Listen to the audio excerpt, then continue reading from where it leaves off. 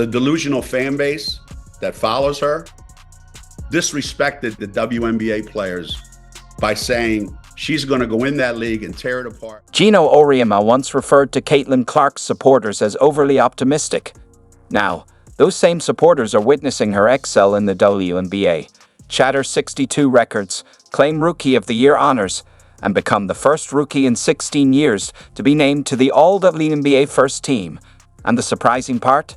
It's no longer just the fans who are cheering her on. Odds on what are, like, she's third or fourth in betting odds on being MVP of the WNBA. These people are so disrespectful and so unknowledgeable and so stupid that it gives women's basketball a bad name.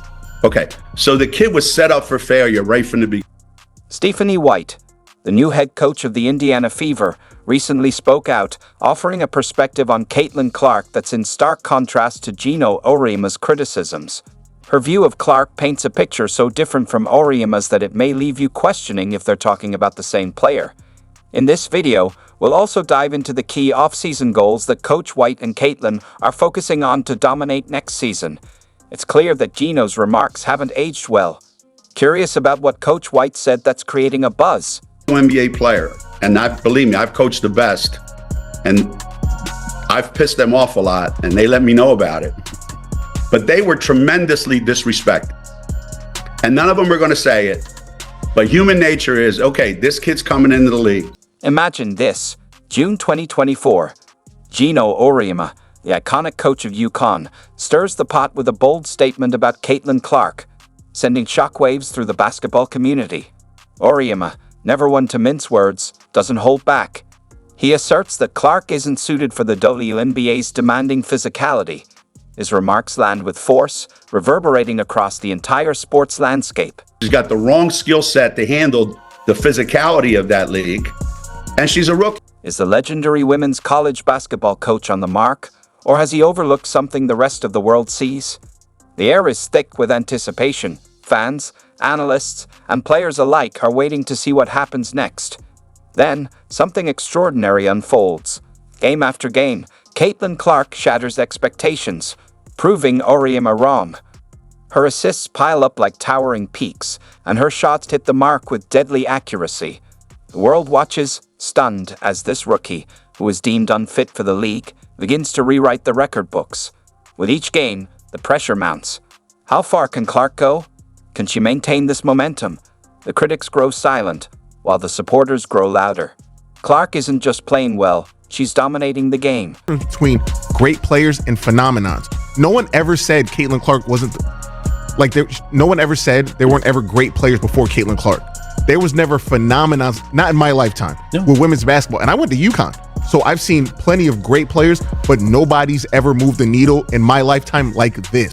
As the season progresses, it becomes clear Amma's words have aged like milk left out in the sun. Clark doesn't just break a record or two, she smashes 62 WNBA records in her rookie season. 62, it's a number that seems almost unreal, but it's true, and it's spectacular. And Diana said it best, this kid's in for a rude awakening. Remember what Auriemma said about Clark's fans being delusional? Well, those same fans are now watching her dominate the WNBA and break records left and right. It's not delusion anymore, reality came, and her name is Caitlin Clark. But this story is just getting started. Enter Stephanie White, the Fever's new head coach. She's about to add a whole new chapter to Clark's already incredible journey. White's not just impressed by Clark's performance, she's got a vision, a plan to take Clark's game to even greater heights. Clark didn't just prove she belongs in the league, she proved she can dominate it. So are you ready to hear what Stephanie White has to say about Caitlin Clark? Trust me, it's going to make Auriemma comments look even colder than before.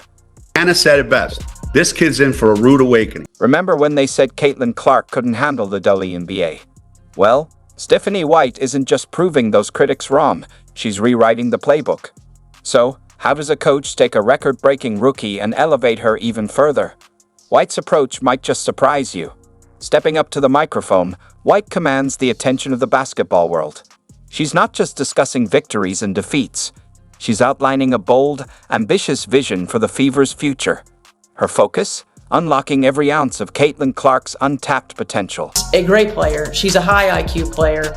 She adjusted really quickly to this league. Unbelievably quick to this league. And now it's about becoming not just a great player, but becoming a great leader for this team so that we can win not just a championship, but championships. And what does that look like? Stephanie White's vision for Caitlin Clark and the Fever in 2025 goes far beyond breaking more records. It's about completely reshaping the way basketball is played. She drops a game-changing revelation that has everyone buzzing. We want to make plays, not run plays. It's a straightforward line, yet it's groundbreaking. This isn't your traditional old-school basketball strategy. White is empowering her players with the freedom to innovate within a structured system. It stands in stark contrast to the rigid, formulaic approach of coaches like Auriemma, offering a fresh and dynamic perspective on how the game can be played. To use their instincts and to play free. We want to make plays, not run plays, right? We want to have sets that give us certain spacing that we want depending upon our rotations, who's on the floor, who we want to attack, what matchups we want to get to, how can we manipulate them. So we'll have certain play calls that just give us space to operate. And then whichever play we make, whichever pass we make determines, one of three actions that our players can read from. And so really giving them the freedom to play within a system. Throughout her career, White has emphasized a philosophy of flexibility and decision-making. She explains, we'll have certain play calls that create space for us to operate. But after that, it's up to the players. The pass they make will dictate one of three potential actions that they can read from. It's a system built on trust and creativity, where players aren't just following a set of instructions. They're actively interpreting the flow of the game and adapting in real time.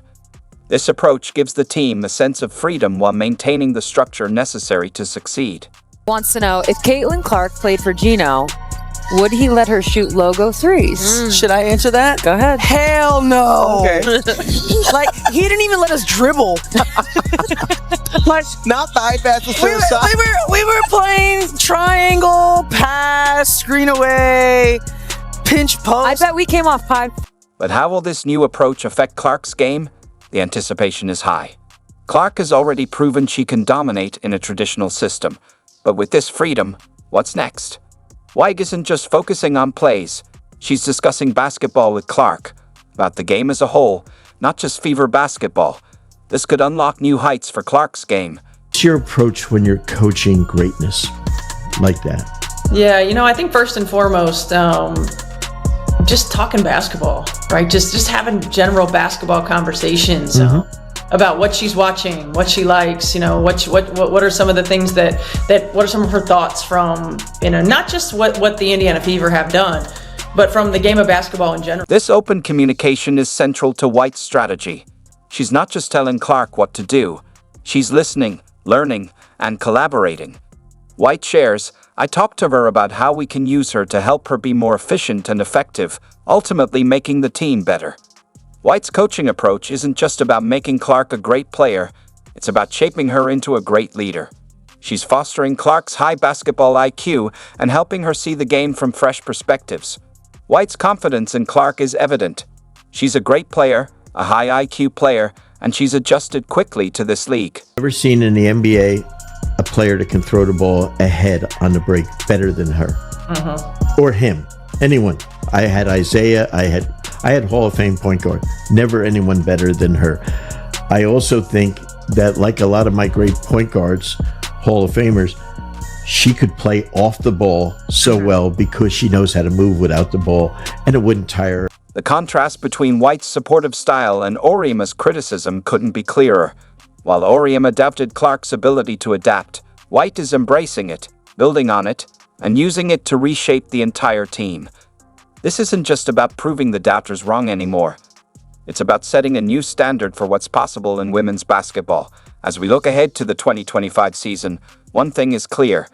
With White's innovative strategy and Clark's unmatched talent, the Indiana Fever aren't just playing basketball, they're reinventing it. So, what exactly are White and Clark working on? If you've made it this far and are enjoying the video, don't forget to like, subscribe, and turn on all notifications. We appreciate you taking the time to watch. Now back to the action. Clark when she was in the 8th grade when I was at Vanderbilt. And then I called a lot of her games in college when she was at Iowa. And so I've really watched her continue to learn and grow, and I have great relationships with her college coaches and had multiple conversations with them